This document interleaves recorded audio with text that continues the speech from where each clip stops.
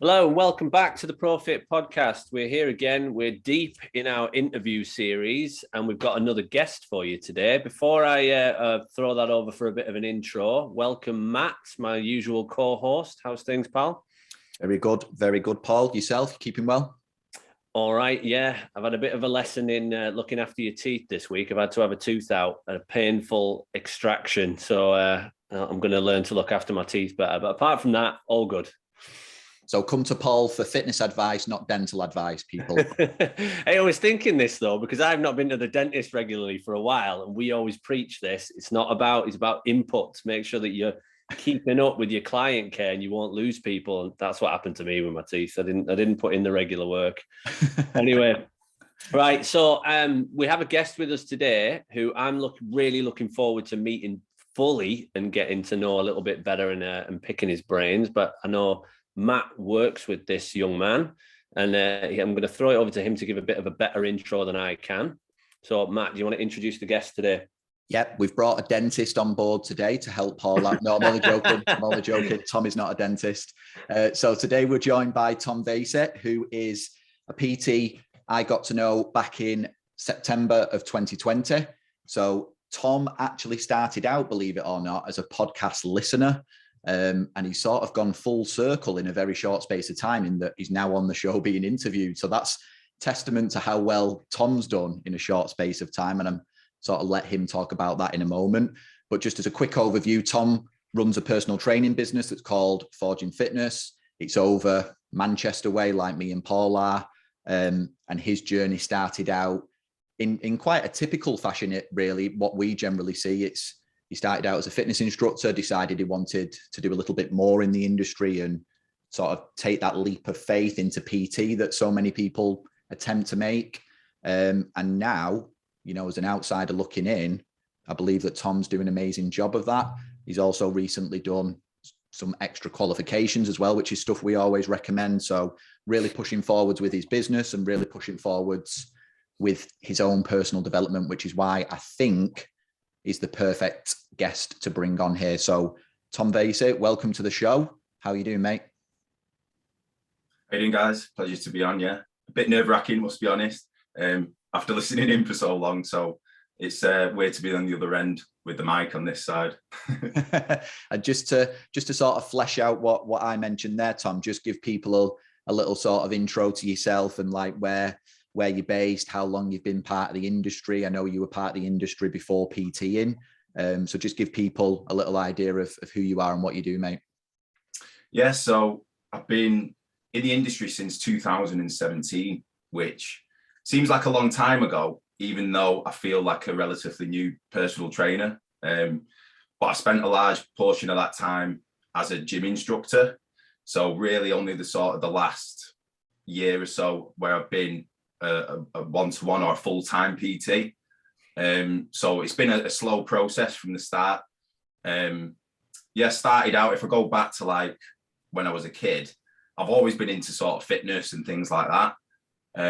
Played sports, played basketball, played tennis. I did everything. And then sort of around college time, ended up, you know what it's like when you're at college, ended up going out more, like didn't look after my health and fitness. I was drinking a lot, ended up smoking, just really not looking after my health at all. And I ended up getting into a bit of I don't want to say depression, but I felt like I wasn't confident in my own skin and in my body. Just felt like my mind wasn't right. So I knew that something had to change, and started going down the rabbit hole of health and fitness. Did a lot of research online, looking at sort of nutrition and all that, and really started taking care of my body at that point. This was sort of at university when I was there. And then after that, sort of really started noticing a lot of positive changes in my body. I ended up going gym, got some size, ended up feeling really good about myself. And that was at a sort of a time in my life when I realized I didn't know what I wanted to do with myself. I actually did music at university. I know it's completely different to personal training. And when I left there, I knew that wasn't something I wanted to pursue. So it was a bit of I was scratching my head for quite some time as to what I wanted to do myself. So I ended up bouncing around a few different jobs, did like working in a call center, well, I was also like a delivery driver as well. And although I enjoyed my time there, I got a lot of free time to go to the gym whilst I was a delivery driver, which was good.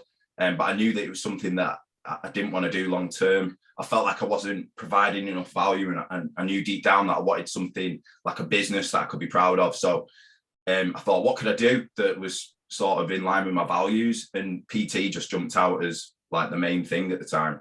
So I decided to do a PT course. That was with Train Fitness in 2017. And you know what it's like? It was like I think it was like a month-long course or something like that, where they literally just show you everything. And it just seemed like they chucked you into the deep end once you come out. Then because I didn't really feel confident after that course of going straight into personal training, I decided to become a gym instructor.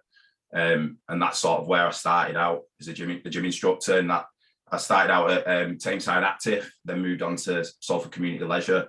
And that's still where I'm training today. Awesome.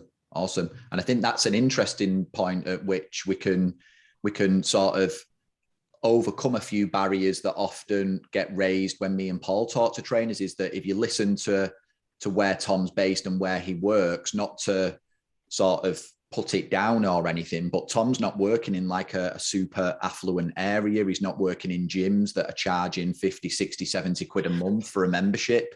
He's working in like community-based places, and yet he's still able to run a really successful business from there. So there's a lot of sort of typical limiting beliefs that PTs have there, Tom, that you've managed to overcome and sort of realize, actually, if you've got value to give, people will invest in it. They'll find a way to engage with it. And there's always people out there willing to invest in their health. So I think that's important to point out. Yeah, I think it's not really a place where people were doing PT beforehand. So I had to sort of make that a place where people felt comfortable to do PT. It's a leisure centre at the end of the day. There was no one doing PT before me. So I sort of had to start that off in there and start that culture. Brilliant. Yeah, I was just going to ask that. Was there any PT in there beforehand? Because it's difficult that. There's another big barrier there. People go in and say, you know, there aren't any clients in this gym, but you've created that culture, which is something you have to do. You have to build trust with the people in that place. Yeah, that's right. They did actually have like a PT program at the time. This was at SCL, but it wasn't like anyone was freelance. You had to do it all through the gym. I think they were charging like £100 for 5 sessions or something like that. And I used to do a couple of those whilst I was a gym instructor part-time, but I'd only see a £5 out of those for each session. So there wasn't really a big incentive to do PT. But then after speaking with the managers and stuff, we were able to transition it over to do it as like a freelance thing. And that's what I decided to do. Can I ask you a question? Like, do you think there was benefit to you doing, because it was interesting to hear you say gym instructor first, you didn't feel confident to be a PT. So you did gym instruction first, which I think a lot of PTs miss that step these days. I think they just go qualification, freelance PT, without really knowing what they're getting themselves into. So it's quite interesting that you consciously made that decision. Do you think there's a benefit to you doing gym instruction first? Yeah, I think there's obviously pros and cons of both. At the time, I didn't feel confident enough to go out and like go in to do sales and things like that. Yeah. When I did the PT course, they don't coach you or tell you how to do that. So you sort of chucked in the deep end. And I didn't really feel confident just going onto the gym floor and talking to people and getting that sale. So I feel like it was a logical decision just to make sure that I had that sort of cushion. I was getting an income, and I didn't really have to worry about approaching people, but it was a place where I could practice those skills. I was able to go out on the gym floor. I was talking to people. I was giving people free programs. I was basically doing PT for free, but I was getting a wage at the same time.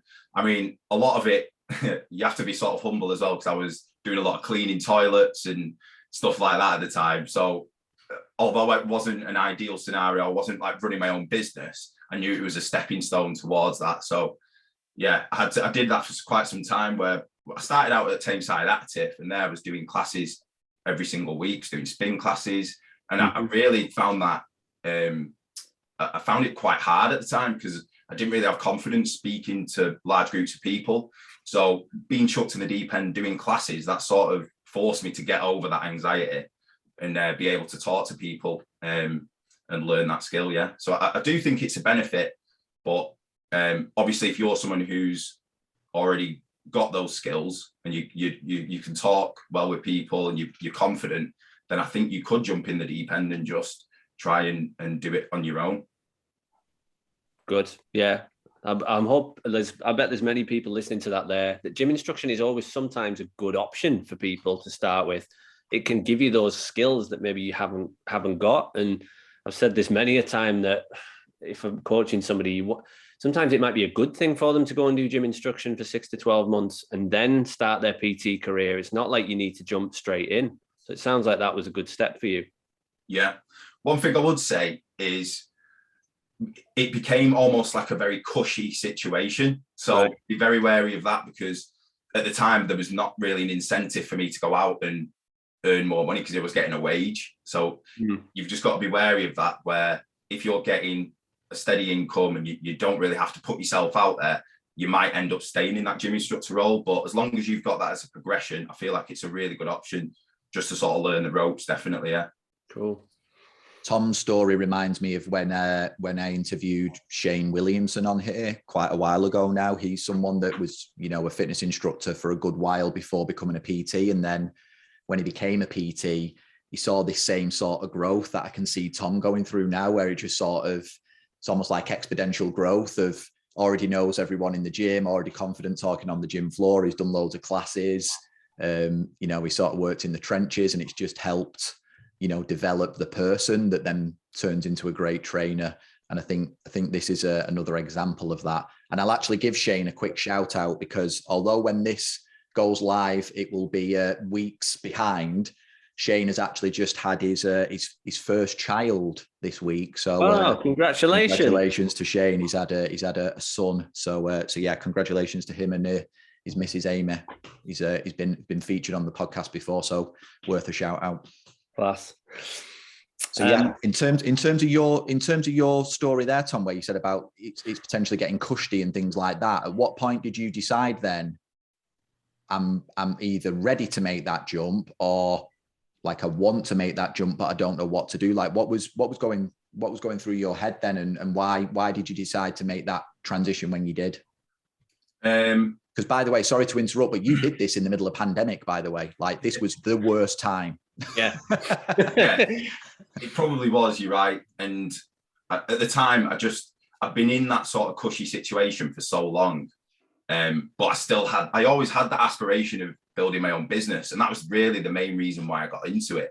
I wanted to run my own business. I liked the idea of being my own boss, working with who I wanted to work with. And I sort of just kept putting it off, and I was procrastinating, trying to make sure I had the perfect situation before I went in and did it, and sort of bit the bullet. And then I previously looked at you guys. I was listening to your podcast for a couple of years before I even reached out.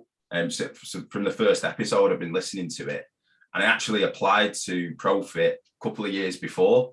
So I already knew what you guys were all about, and helping PTs, and that I felt like I needed that confidence that you guys would bring in terms of all the other stuff that they don't teach you on the courses.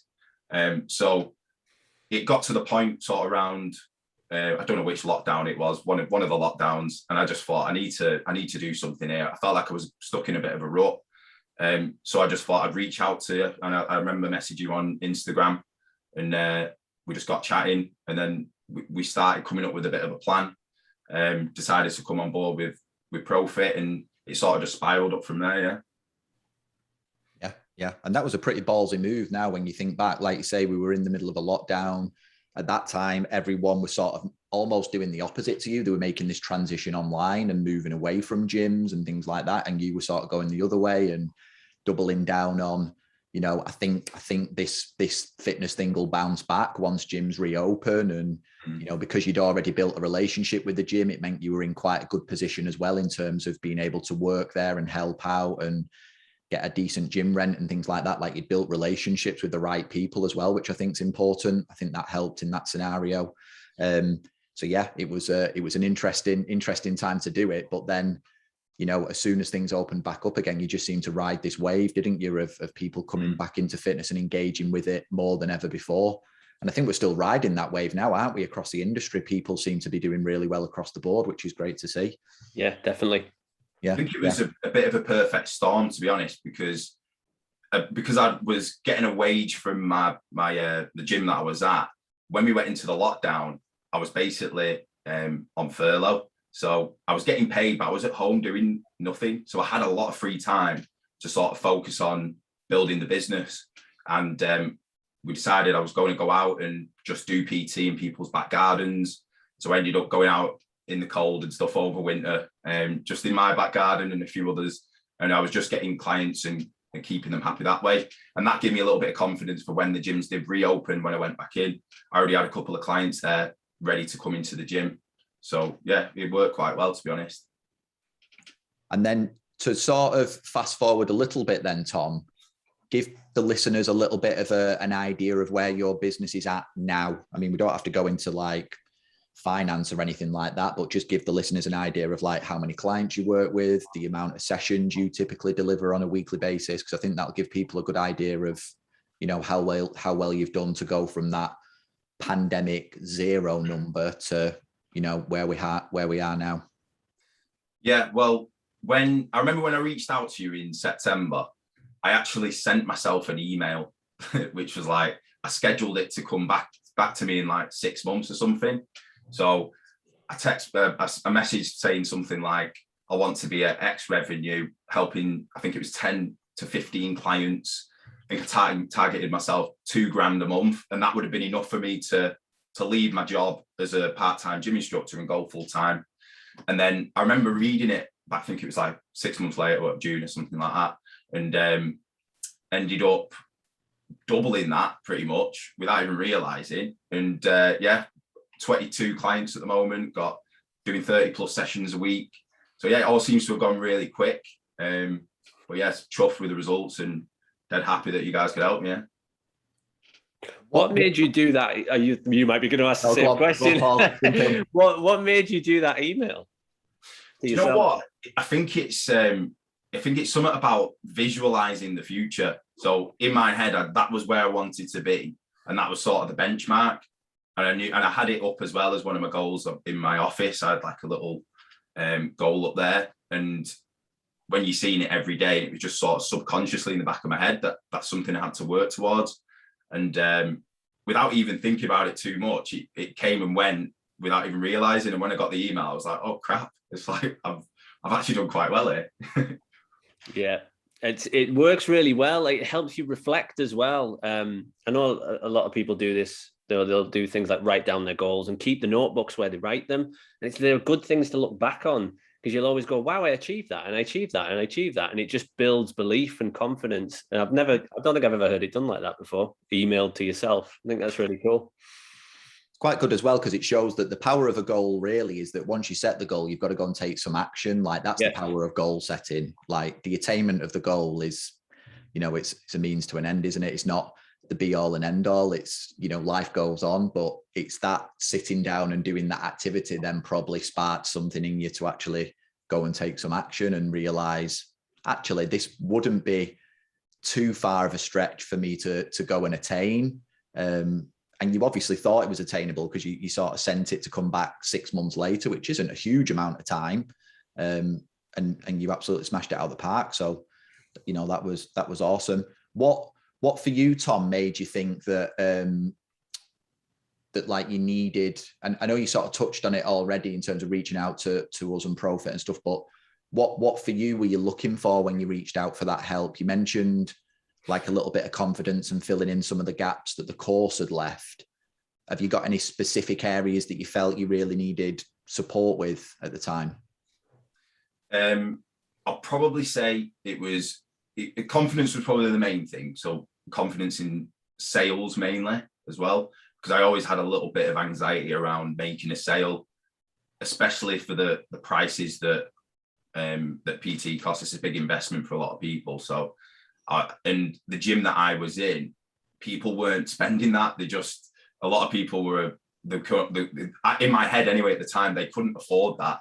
A lot of these people were like struggling for the money and stuff. So I had to get over that sort of barrier in terms of putting myself out there and getting in front of them and doing sales. So the sales stuff was definitely something that helped me a lot.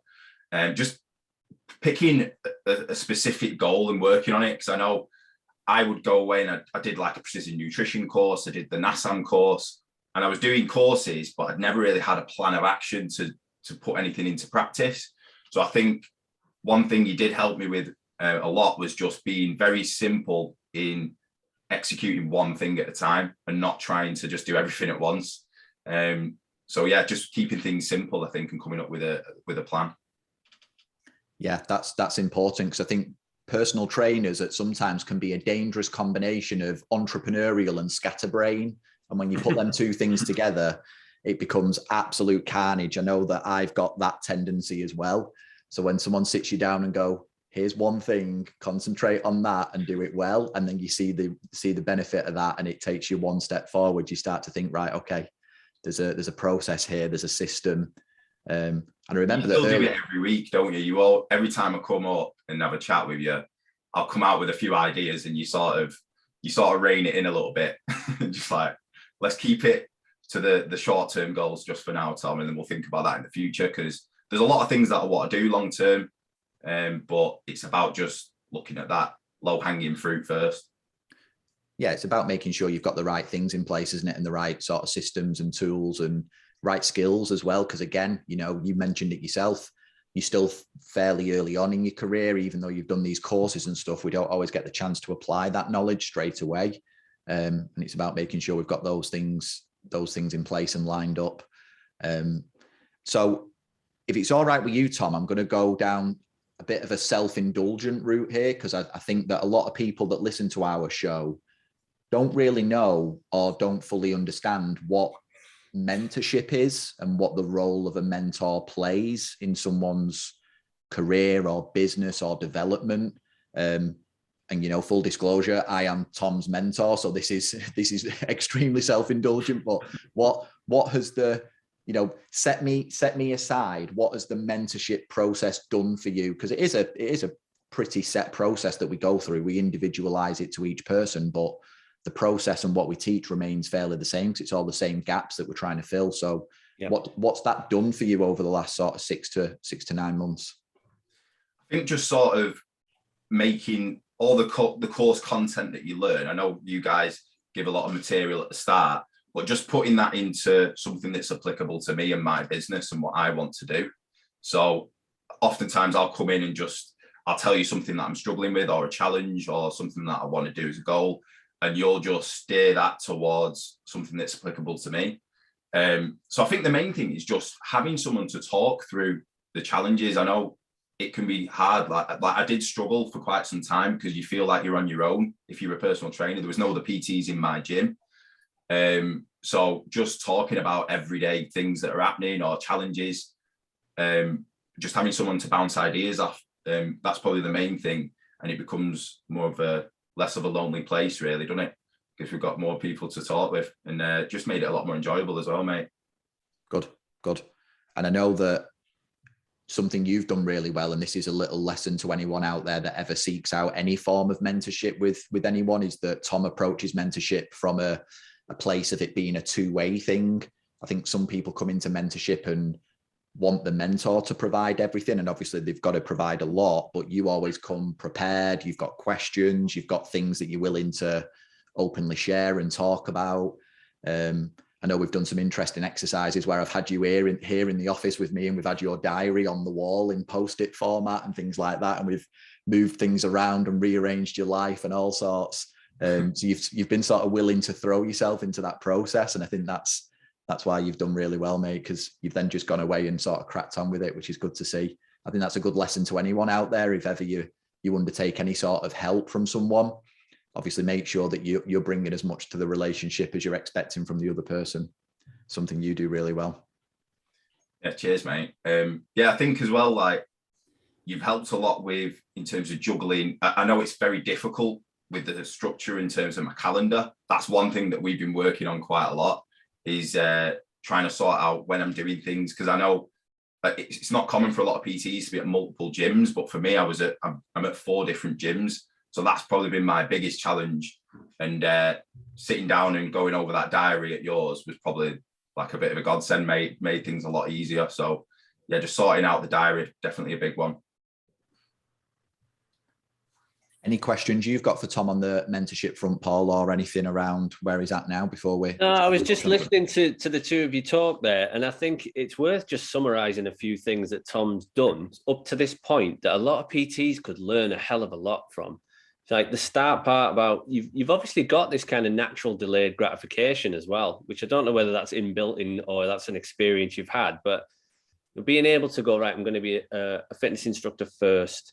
And it sounds like you're very patient. You're good at kind of setting goals, setting a vision for yourself, and not in a rush to get there, which I really like. Like, you know, a lot of people they're in too much of a rush these days to achieve these goals that aren't even their goals. Somebody else has set them for them from things they read or things they watch. You seem very kind of focused on, this is me, this is my business, this is what I want to do, and quite patient with that as well. And I think, like, what you were describing, your relationship with Matt and the mentorship is so important because it helps you to stay on that path. And it's very easy to get distracted these days, to get confused by what's going on around you. And you seem to be really throwing yourself into the mentorship and just keeping on your path, keeping on your business and doing what you need to do in the right order, step by step. I think that's really important, really important. Yeah, I think early on I did sort of sit down and I spent a lot of time just looking at my values and what I wanted to do. Yeah.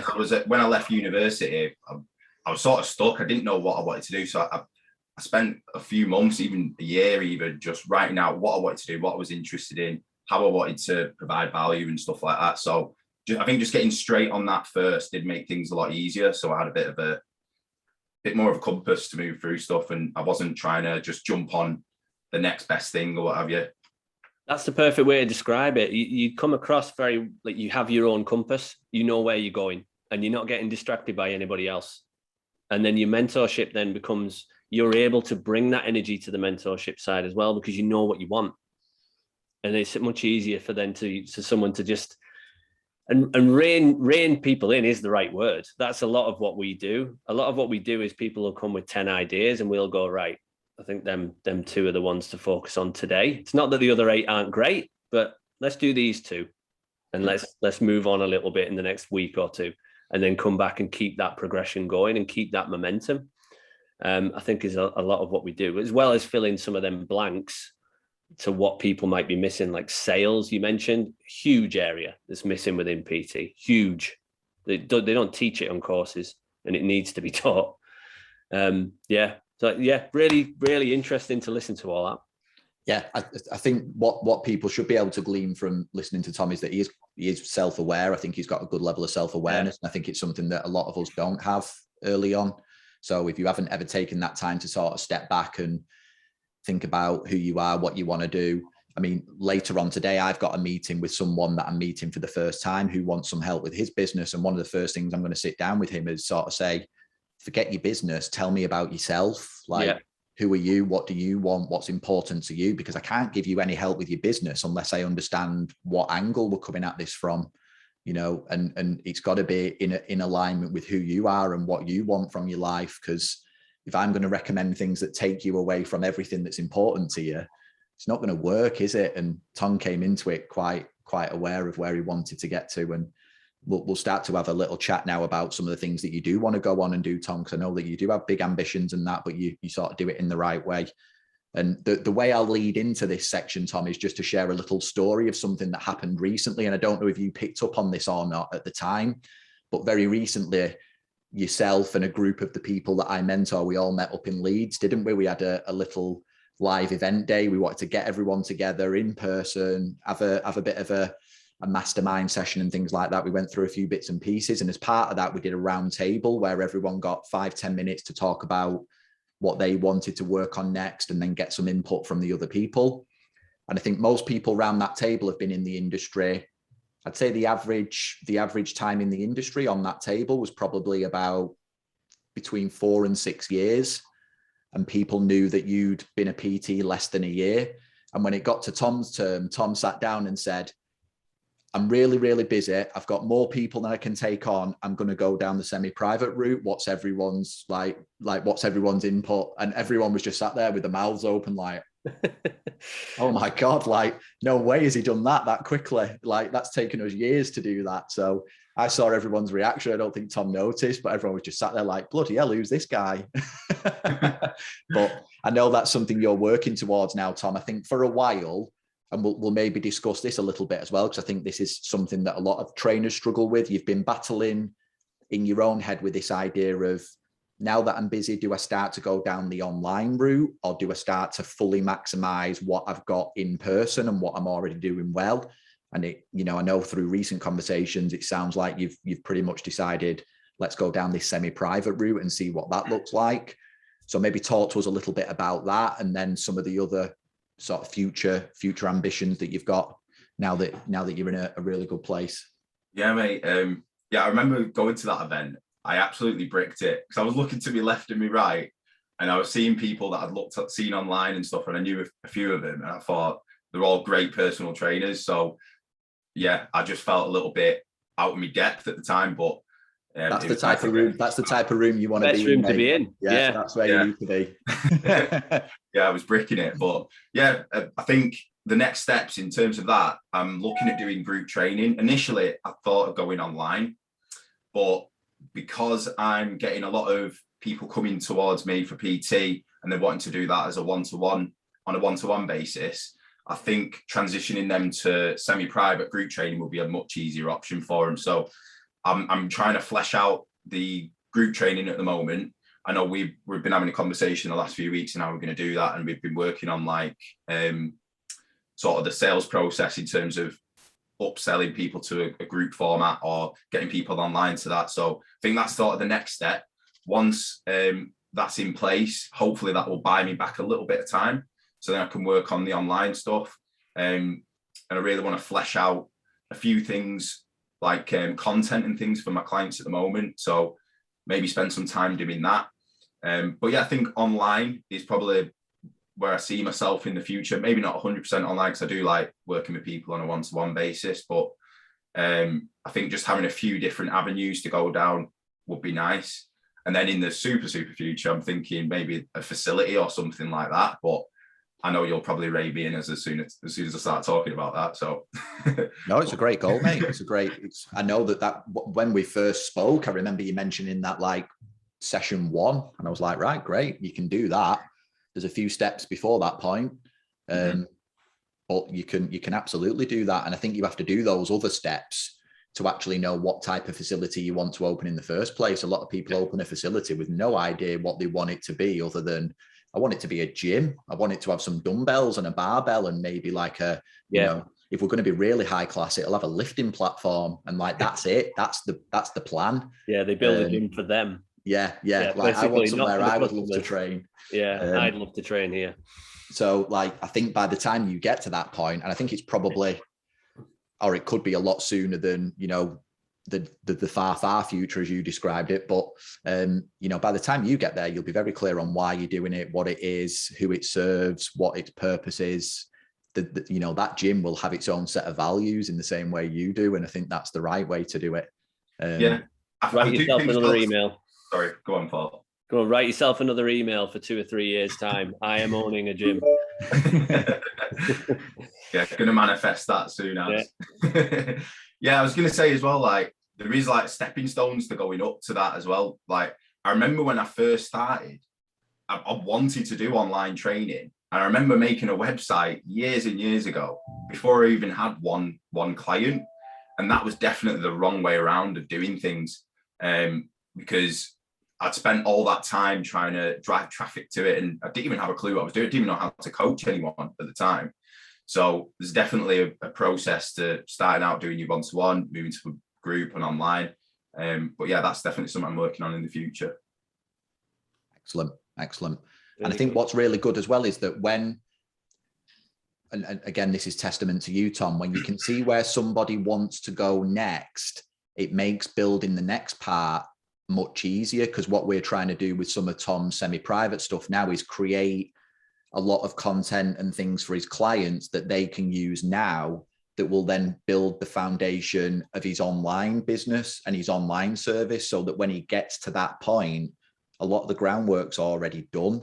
It's all filmed and put together in a way that serves that same purpose multiple times, rather than just being a one-off video that he films for Paul and then a one-off video for Matt. And, you know, we're trying to be very strategic about how we put this stuff together, so that by the time it comes to using it in an online format, Tom's already used that content and those videos and those supporting documents many, many times. And he knows what other questions people might come up with off the back of those things, and we can plug those gaps. So it just gives you this way of building things that makes life so much easier once you get to the next bit, because you've already then done a lot of the work. And again, I think that's something a lot of PTs miss, is that if you've got an idea of what that next step might be, you can start to build for that now. And in doing that, you actually serve the clients you're already working with now much better. That's what we're trying to do with your business at the minute, aren't we, Tom? Yeah, definitely, mate. And I think it's just doing those small steps one at a time and just building it out, fleshing it out, and not trying to build like the creme de la creme, like product or something beforehand, before you've even tested it, and just sort of, building it as you need it. And then it's going to provide a much better value to the people that you're serving as well. Yeah. Brilliant. And going back to, I know we're sort of going a little bit back along the timeline here, but I think this ties in nicely to something you just mentioned. You mentioned about like building a website and things like that. And these are all things that become valuable at some point. In terms of actually building your PT business, when you started to pick up clients, I know that really you kept everything quite the opposite of that, didn't you? You kept everything dead simple. Like what seemed to work for you in terms of picking up clients, signing people up? Because I know that's something that the audience would love to hear from you. Yeah, I think when I was sort of trying to do my marketing and stuff, I was looking at what other people were doing online. I was like, right, I need to get sales funnel and all this, like with all the bells and whistles.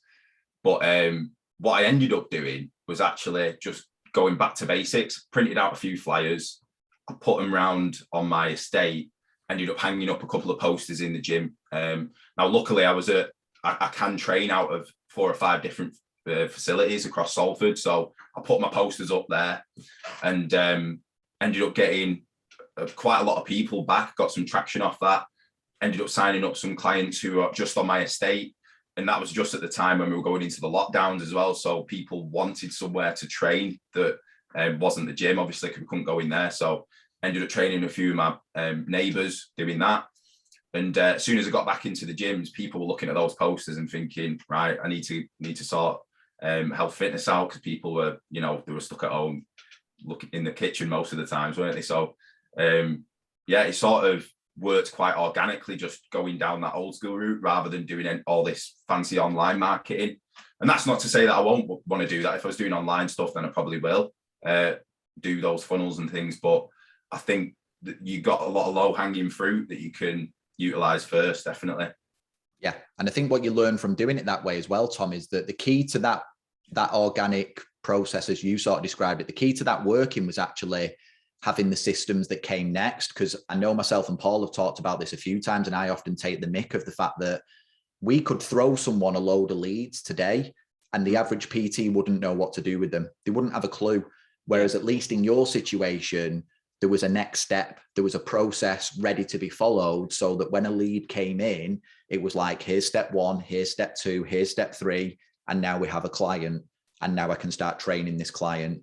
Because I know at certain times, we've all been through this, you get a little bit overwhelmed because you did have quite a lot of inquiries coming in, didn't you? But I suppose at the back of that, you always had this process to follow, so that you did make the most of that, because there's plenty of other PTs that could have been in the same scenario as you and got that same number of leads, but by now they've left the industry because they didn't make it work.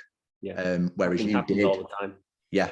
I know you have seen that before, Paul, won't you? Things like that.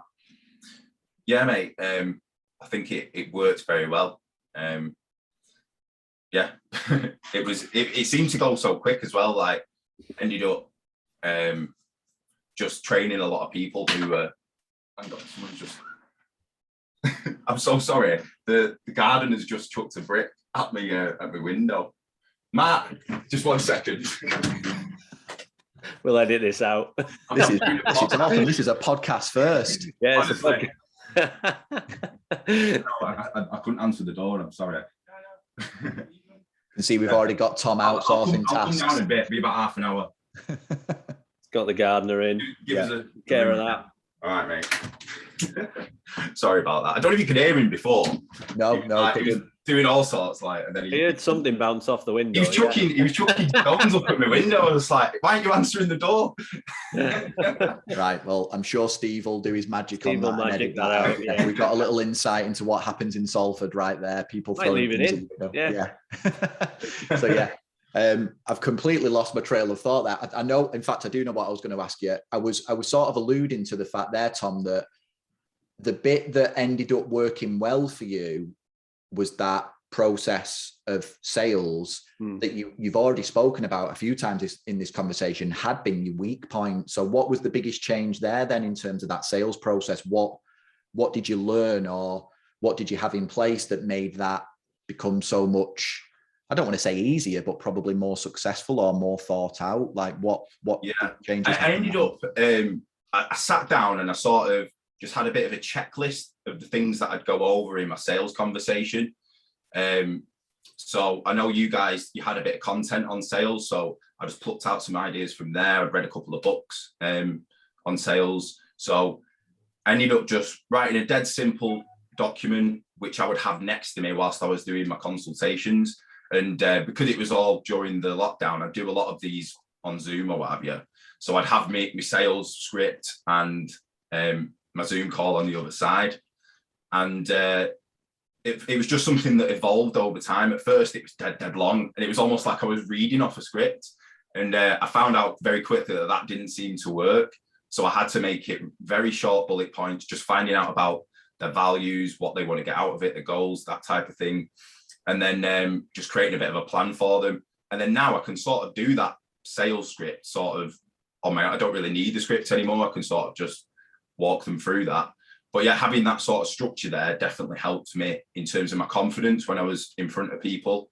Because I remember beforehand, I'd just go into the sales consultation, just be like, do you want PT? And it was just like, there was no sort of substance to it. So yeah, just having a bit of structure definitely helped, mate. Good.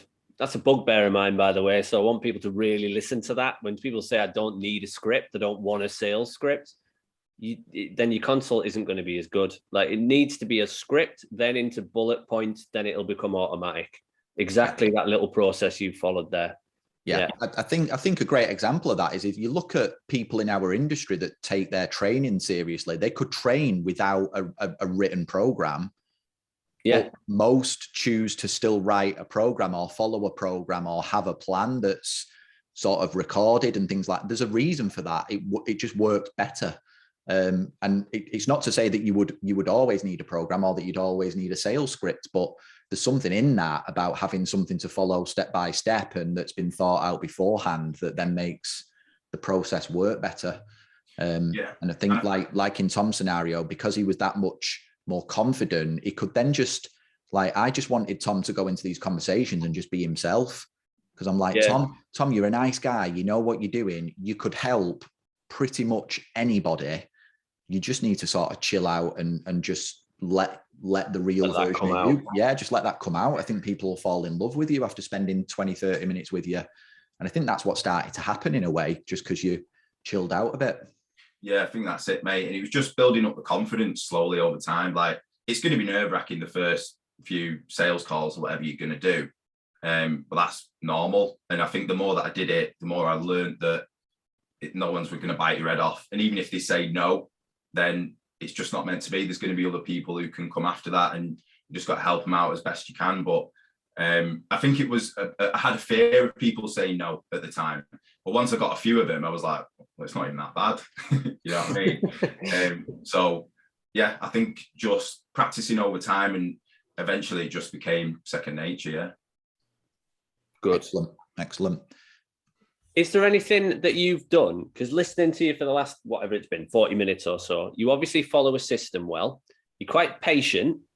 You're very self-aware, like Matt said. Is there anything you've done, read, experienced where that's increased that level of self-awareness and that patience and that ability to just go, I'm going to trust the system and I'm going to follow through with it? Because God's honest truth, this is not the norm. Most people, if we gave them a script, they'll resist it.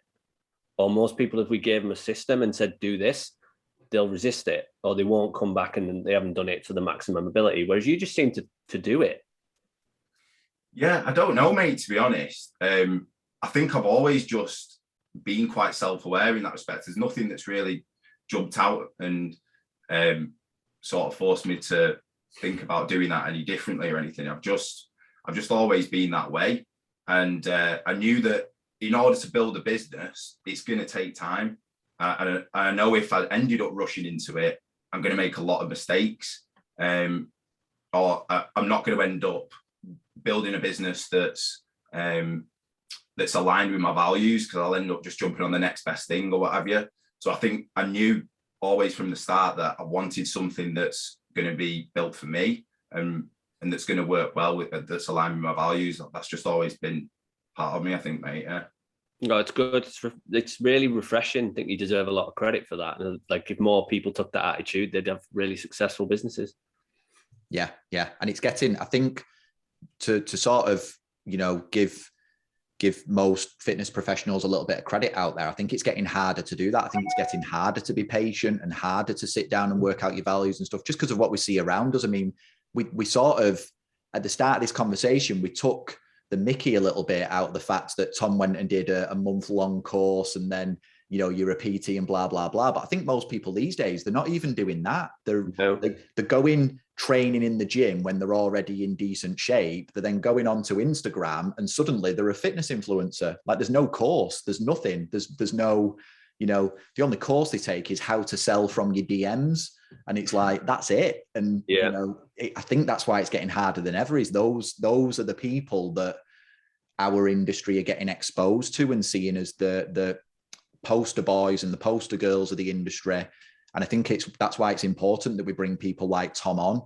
He's not a big household name that you're going to hear of all over the place. If you go and find his Instagram page, he's not got a huge following, but it's because he's in the trenches doing the work.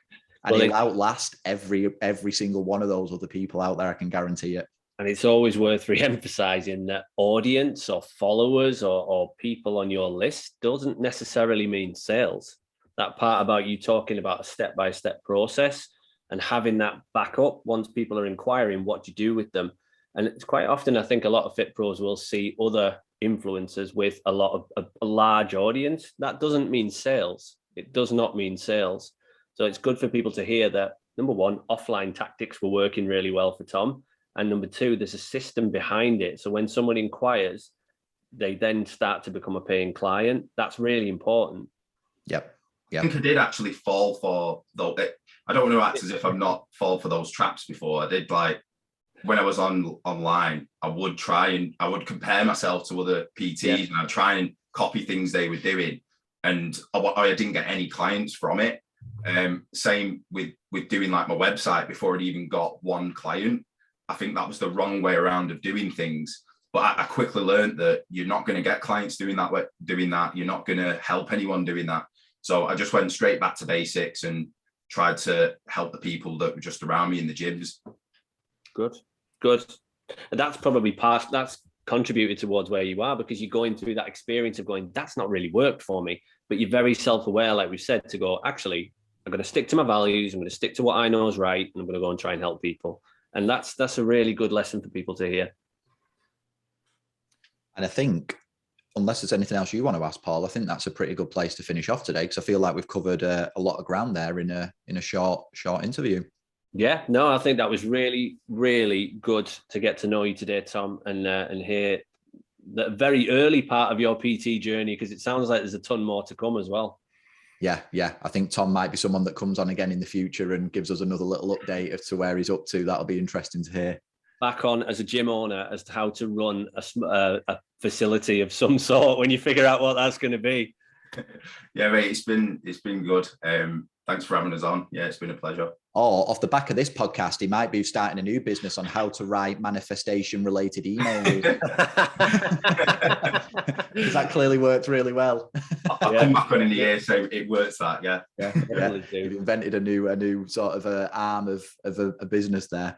So yeah, thank you for coming along, Tom. We really do appreciate it when people take time out of their day to come and speak to us and share their story. And, you know, I just want to congratulate you again on what you've done so far. As Paul pointed out, your story isn't the norm. I think the origins of your story is quite typical of where most fitness professionals start and what they want to try and do. Not many manage to make that next step, never mind make that next massive leap like you seem to have done.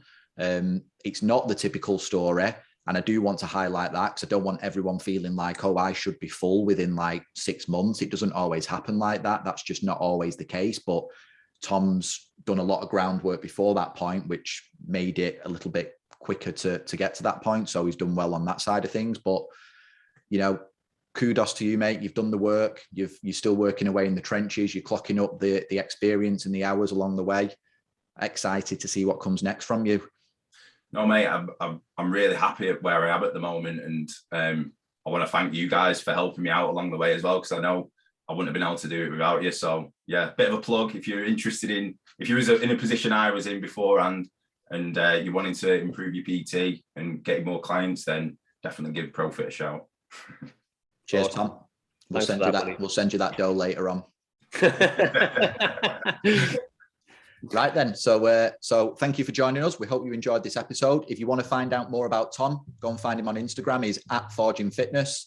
Can find you over there, can't they, mate? And see what you're up to. As always, you can find me and Paul as well @Coach Campy and @Matt Robinson PT. We'll be floating around on there doing bits and pieces, and we'll be back again very soon with another interview, won't we, Paul? We will indeed. And are we uploading this one to the YouTube channel? Yep, this will be on there in full. It'll be if you want to see our pretty faces as we're talking away, head over there. Right. Cheers, guys. It's been a pleasure. Bye, everybody.